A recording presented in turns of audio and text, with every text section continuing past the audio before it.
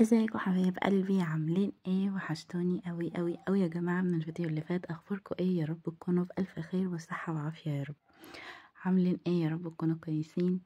يلا بينا النهارده على الجزء التاني من الفيديو اللي كنت قلت لكم عليه. النهارده جزء البوتاجاز، وما بالكم بقى بالبوتاجاز وتنظيف البوتاجاز. الله اكبر الله اكبر، حاجه يعني ما اتمنهاش لاعدائي والله. بس يلا الحمد لله. يلا بينا ندخل على الفيديو على طول. لو عندك اي حاجة في البيت قومي اعمليها وتشجعي. يلا النهاردة فيديو رغاوي من الدرجة الاولى. الحقيقة ان انا النهاردة نضفت البوتاجاز كله. البوتاجاز بتاعي كان يعتبر بايظ اصلا من كمية الدهون اللي عليه، والفرن كان متبهدل. يعني البوتاجاز من فوق ما كانش متبهدل قد الفرن، لان انا دايما بعمل البوتاجاز من فوق في العادي وانا بطبخه كده، فبعمله فما كانش متبهدل زي الفرن. فيلا بينا هنمسكه هنغسله النهارده قطع قطع وننضفه ونخليه زي الفل. بس كده انا غسلت هنا، غسلت سطح البوتاجاز وغسلت الحوامل بتاعته وغسلت الازازه بتاعته وغسلت الفرن وغسلت كل الرفوف اللي في الفرن وغسلت فيه كل حاجه بصراحه، كل حاجه كل حاجه، ولمعته بالجلانس وخليته زي الفل. لو عجبك الفيديو واستفدت منه بأي حاجة أو شجعك حتى، اضغطي لايك واشتركي في القناة. ويلا بينا ندخل على الفيديو. هسيبكم تتفرجوا على الفيديو. تعالوا نتكلم مع بعض في حاجة حلوة قوي. في حياتنا عموما ساعات بيحصل لنا مواقف كده فجأة، بتحسي ان الموقف دوت زي ما يكون قلم ونزل بيه على وشك. تحسي ان كل حاجة كنت متمسكة بيها راحت منك في لحظة. بتحسي انك منتش فاهمة حتى ليه، او منتش قادرة حتى تلاقي سبب ترضي بيه نفسك او تفهمي ان في ايه. بس بعد شوية لما الوقت بيعدي بتكتشفي ان اللي كان وجعك النهاردة هو اللي انقذك لبكرة. يعني مثلا في مرة كان في 3 مسافرين بعربية بالليل على طريق طويل ومظلم وطريق مقطوع. الدنيا بتمطر وكانوا مستعجلين ان هم يوصلوا وكلهم مشغولين بنفسهم، لحد ما العربية فجأة وقفت. الدنيا ضلمة، مفيش اي حد في المكان، مفيش ولا شرطة شبكة، ومفيش ولا عربية معدية تقدر ان هي تنقذهم. واحد منهم بعد فترة من الوقت بدأ ينفعل وبدأ يزعق وبدأ يقول احنا في كارثة، والتاني قعد يتهم في اللي سايق ان هو كان السبب. لكن التالت بقى اتصرف تصرف تاني خالص، سكت ومسك نفسه ونزل يبص على العربية بكل هدوء. اكتشف ان العجلة بتاعت العربية نايمة، فقرر يصلحها. الكل في الوقت ده كان زعلان ومتوتر. بس بعد ربع ساعة لما بدأوا يتحركوا تاني، لقوا حادثة كبيرة جدا حصلت قدامهم بلحظات في نفس المكان اللي كانوا هيعدوا منه من شوية. فجأة كلهم سكتوا، معادش حد يتكلم. مفيش أي حد قادر يتكلم ساعتها بس فهموا ان المشكلة اللي حصلت ديت وكانت مضايقاهم من شوية كانت في الحقيقة ستر من ربنا، لا يحصل لهم مشكلة زي دي، او لا قدر الله كان يحصل لهم حادثة. القصة دي بقى انا مش بتكلم بس على قصة العربية، لا دي عن الحياة كلها. كم مرة حصل لك حاجة ضايقتك وبعد فترة عرفتي انها كانت حاجة لصالحك؟ كم مرة قلتي ليه يا رب وبعدها قلتي الحمد لله ان حصل كده؟ ربنا ساعات بيأخر علينا الحاجة مش عشان يعذبنا، لكن عشان يحمينا من حاجات احنا ما احناش شايفينها. بيبعدك عن طريق كنت فاكرة فيه ان هنا سعادتك عشان يوديك لطريق تاني كان فيه نجاتك. ساعات بيكسر قلبك علشان يطهره، وبيخليكي تبعدي عن الناس عشان ترجعي له هو. اللي بيثق في ربنا بجد عمره ما بيشوف ان الحاجة اللي انا اتمنعت منها دي كانت خسارة. لا، الحاجة اللي انا اتمنعت منها دي دايما مش لازم تكون وجع. المنع اوقات بيكون انقاذ ليكي انتي. الوجع اللي بيكسرنا هو نفسه اللي بيعلمنا، والابواب اللي بتتقفل مش معناها نهاية، لا ده معناها ان الباب ده مش ليك، وان في باب تاني بيتجهز لك مخصوص عشانك انت بس.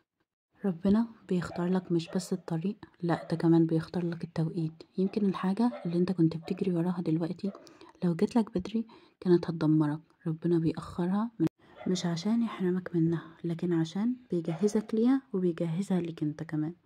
في ناس بتفتكر ان الصبر معناه الاستسلام، لكن الحقيقة ان الصبر معناه الثقة، انك تقول انا مش فاهم دلوقتي بس انا واثق ان ربنا فاهم. ودي اعلى درجات الايمان، انك تكون واثق في حكمة ربنا حتى لو مش شايفها. خلي بالك من حاجة، ان اللي بيحب ربنا بجد مش بيدور على السبب، هو بيقول يا رب انا واثق فيك حتى لو مش فاهم. وكل مرة تعمل كده قلبك بيقوى اكتر وبتتعلم تطمن بدل ما تقلق. مفيش حاجة بتروح منك إلا وفيها خير حتى لو وجعتك. مفيش باب بيتقفل إلا علشان بيتجهز لك باب أنضف وأوسع منه. مفيش وجع بيجي إلا ومعاه رسالة. مفيش تأخير إلا لو في حماية. اللي بيعيش بوعي بيبص على المواقف بطريقة مختلفة، ما بيقولش ليه حصل كده، لأ بيقول هو أنا المفروض أتعلم إيه من اللي حصل لي ده. الفرق بين اللي بيتوجع وبين اللي بيتغير هو الفهم. في ناس بتطلع من الوجع أضعف، وفي ناس بتطلع منه أنضج وأقرب لربنا. عارف الهدية الحقيقية مش إنك تاخد اللي نفسك فيه، لأ، لكن في إنك تبقى راضي حتى لو انت ما أخدتش اللي انت عاوزه. الراحة مش إن كل حاجة تمشي على مزاجك، الراحة إنك تبقى عارف إن كل اللي بيحصل ده بيحصل عشانك مش ضدك. وساعات ربنا بيبعدك عن حاجة انت بتحبها جدا عشان يقربك من حاجة بتحبك أكتر. اللي راح ما كانش ليك، واللي جاي يستهلك أكتر من اللي فات. خدها كده قاعدة تمشي بيها في حياتك، إن اللي ربنا بيبعده عنك هي نفس الحاجة اللي كنت بتدعي إن ربنا يثبتها، بس هو شايف اللي انت ما انتش شايفه. التأخير، خليك فاهم ان دايما التأخير مش لازم يكون تأخير، ساعات بيكون تجهيز. او الخسارة مش دايما لازم تكون وجع، ساعات بتكون نجاة من اللي احنا كنا فيه. واللي راح منك ما كانش ليك من البداية، لان اللي ليك عمره ما هيروح منك. اوقات كتير بيجي علينا وقت بنقعد ندعي ونقول يا رب ارزقني الشخص دوت، انا حاسس انه خير ليا، او ارزقني الشغلانه دي انا نفسي فيها، او اديني الحاجه دي انا هموت عليها، انا خلاص مسستم حياتي كلها عليها. بس ربنا بيبعدها، لان الخير مش في الشخص ولا في الشغلانه ولا في الحاجه اللي انت عاوزها. الخير في اللي هيجي بعد كده، في الراحه اللي كنت هتخسرها لو كنت فضلت مع الشخص ده، او في الشغلانه دي، في قلبك اللي كان هيتعب، وفي روحك اللي كانت هتتأذى وربنا حماها. ربنا مش بيكسر قلبك، هو بيصلحه. ربنا ما يبعد عنك الناس مش معناها ان انت وحش، لا، هو بينظف لك دايرتك. ولما بيأخر رزقك مش معناها ان انت برضه وحش، لا، هو بيختبر صبرك. هو مش بيسيبك، هو بيربيك عشان تكون أقوى، عشان تتعلم تقول الحمد لله حتى لو انت مش فاهم. وعلى فكرة في فرق كبير قوي من انك تكون زعلان من تأخير ربنا، وبين انك تكون مستني بحب وثقة. اللي مستني بحب وثقة بيعيش مطمن حتى لو كل حاجة ما حصلتش، حتى لو لسه كل اللي في دماغي مفيش 1% إشارة ان هو ممكن يحصل. بيعيش وهو عارف ان ربنا مش ناسيه حتى لو الدنيا كلها اتغيرت حواليه. يمكن النهاردة انت بتعيط على حاجة راحت منك، بس بعد كام شهر هتفتكر اللحظة دي وتقول الحمد لله ان هي راحت، لانك كنت محتاجها تمشي عشان تشوف خيرها بس في شكل تاني. ربنا دايما بيبدل. يمكن يشيل منك حاجة كنت شايفها كل حياتك، بس هيعوضك بحاجات تانية فيها راحة وفيها سلام وفيها رضا. يمكن بس بيسيبك تمشي في طريق صعب شوية، بس علشان في الآخر الطريق ده هيبقى فيه نور عمرك ما كنت هتوصل له لو مشيت في الطريق السهل. افتكر دايما ان الدعوة اللي ما استجابتش دلوقتي مش معناها ان هي اترفضت، لأ، ممكن تكون اتأجلت، بس الوقت انت تكون مستعد فيه. ربنا ما قالناش ادعوني يمكن استجب لكم، لا، هو قال ادعوني استجب لكم، يعني الاستجابة مؤكدة، بس في توقيتها اللي هو عامله مش اللي احنا عاوزينه. لما تحس انك خلاص تعبت من كتر الانتظار ويئست، افتكر ان ربنا بيجهز لك المفاجأة. زي بالظبط مثال كده، اما الام بتقعد تحضر ابن هديه لابنها او مفاجاه، والابن بيفضل يسالها هي فين، هي فين، انا عاوزها، انا عاوزها، انا عاوزها، وهي تقعد تضحك وتقول له لا لسه، اصبر شويه، مش هجيبها دلوقتي، ما هيش معايا دلوقتي. هو ده علشان ايه؟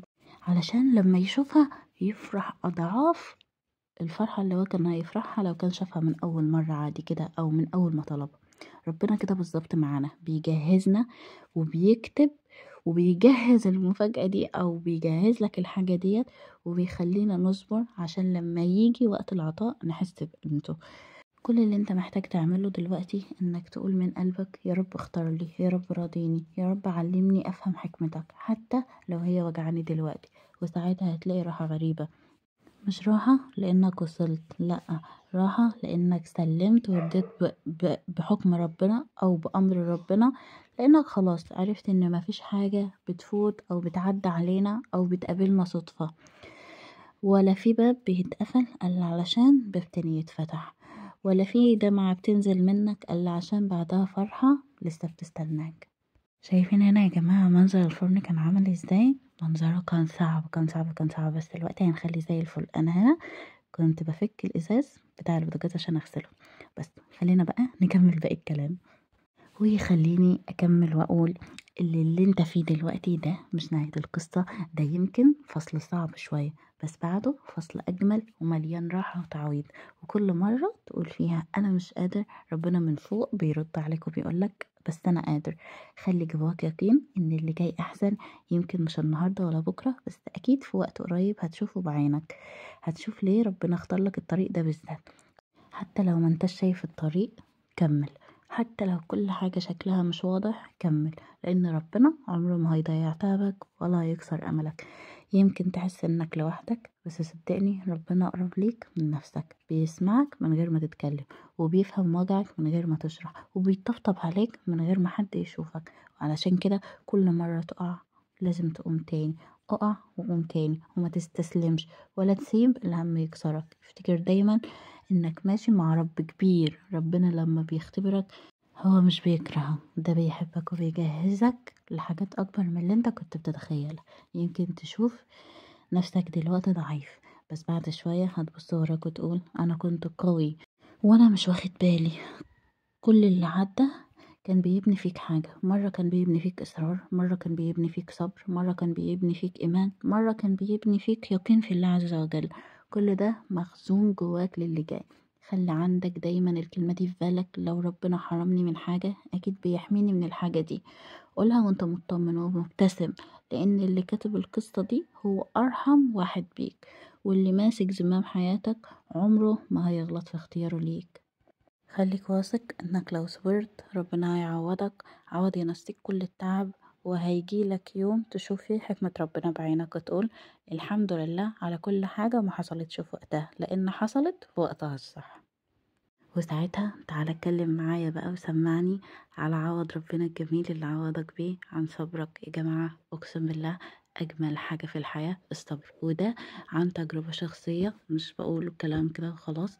بجد البني آدم لما بيصبر بينول، وبينول 10 أضعاف الحاجة اللي كان بيتمناها. أنا كل حاجة في حياتي راحت مني، أو كل حاجة زعلت عليها في يوم من الأيام، أنا بحمد ربنا عليها دلوقتي إن هي ما حصلتش وما كملتش وما مشيتش، لأن أنا ربنا الحمد لله الحمد لله اللهم لك الحمد عوضني أحسن منها، عوضني بحاجات أنا ما كنتش أتخيلها أصلا، أو ما كنتش بتمناها، أو ما كانتش في دماغي.